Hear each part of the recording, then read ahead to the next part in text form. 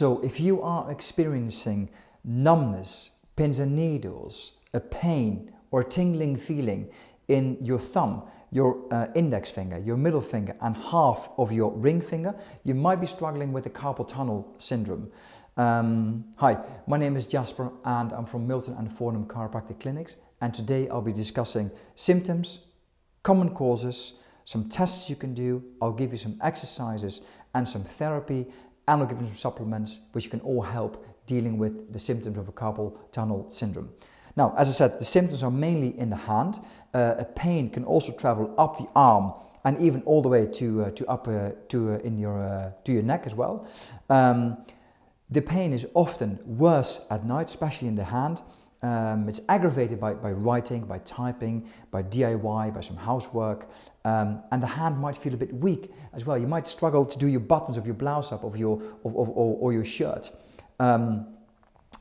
Common causes of carpal tunnel syndrome are arthritis, especially amongst the senior citizens.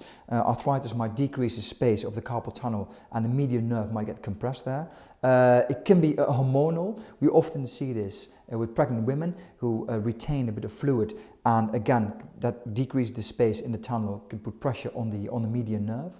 An underactive thyroid gland, same thing. Retaining fluid. Obesity can cause it, and also work that places a high demand on your wrist. Again, like we said, painting, decorating, or drilling, or even sometimes computer mouse can also cause the carpal tunnel to just close off a little bit. The three tests I want to show you to see if actually you are struggling from carpal tunnel syndrome. The first one is called the Phelan test. Super simple. Place the back of your hands against each other. Make sure you have a 90-degree angle in the wrist. Push your elbows down a little bit and hold this for about 60 seconds. And all we need to see now is see if this reproduces the symptoms in your hand or your forearm. If it does, that's a positive test. If it reproduces the symptoms and it shows that you are struggling with carpal tunnel syndrome. So that's the first test, 60 seconds.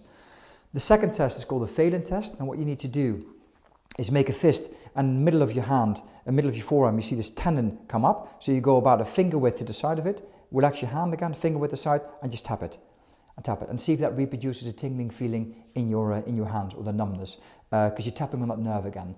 And if it is, again, a positive test for carpal tunnel.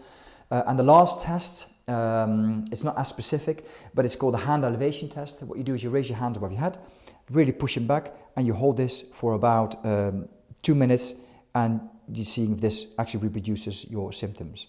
So that's the hand elevation test. Okay, therapy. So what we're trying to do is it's called nerve flossing. So we're trying to pull that nerve through that carpal tunnel and give it some freedom again and less compression. So the first what we're going to do is you start like that in the prayer position. Yeah. Now you need to spread out your fingers, push your elbows up. Make sure your fingers keep in contact with each other, but move your hand palms away from each other. Yeah? And this is a nerve flossing test. So we're trying to pull that nerve through that carpal tunnel. Fingers nicely spread out and push your wrist down. Fingers maintain contact. Hand palms are separated. So you do like 15-20 repetitions and do 3 sets. That's your first one. Second test we do, or the second exercise we do, is an upside down spider. So same thing, hands in prayer test. Put your fingers down, spread out your fingers like this, and you go again. Make sure you keep them fingers spread out, and you really try to pull that nerve through that tunnel. Yeah, push your elbows down if you can. There you are. So that's your second one. And the third therapy is actually really super easy. It's called the shake. Now what you need to do is imagine you've just washed your hands and you're trying to hand dry them, and all you do is this. Again, very effective for carpal tunnel if you're dealing with the carpal tunnel syndrome. So that's called the shake. The fourth thing you can do is you can use a cold pack. So place a cold pack on your wrist. Again, it reduces the inflammation and thereby decreasing the pressure on the nerve. So you do that for about 5 to 7 minutes per hour. You can wear a wrist splint at night. Very effective, reduce the mobility of the hand, and is effective in reducing the symptoms of a carpal tunnel. You can go to a GP or a specialist and get an injection in the wrist, again reducing inflammation, reducing pressure on the nerve.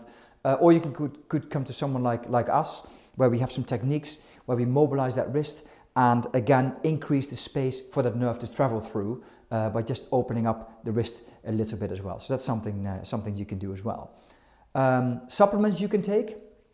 Very potent supplement is omega-3 oil, very potent in reducing inflammation, so I would definitely recommend you take that. Take turmeric. The active ingredient in turmeric is curcumin, again recently shown which is very effective in reducing inflammation, again decreasing the pressure on the wrist, and especially for the elderly patients, zinc, the same thing, very effective, even more effective in reducing inflammation in the elderly patients, so that's something I'd recommend you to use as well.